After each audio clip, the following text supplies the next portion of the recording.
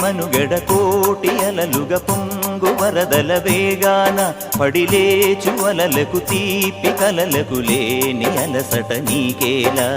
నల్ల నల్ల నీళ్లలోన ఎల్లకిల్ల పడ్డట్టున్న అల్లో మల్లో ఆకాశాన చుక్కల్లు అమ్మాయంటి రావిల్లమ్మ అబ్బాయంటి సూర్యుడమ్మ ఇంటి దీపాలవ్వాలంట దిక్కులు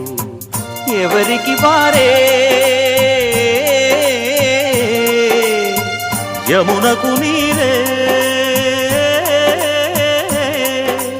రేవు నీరు నావదంట నావతోడు రేవుదంట పంచుకుంటే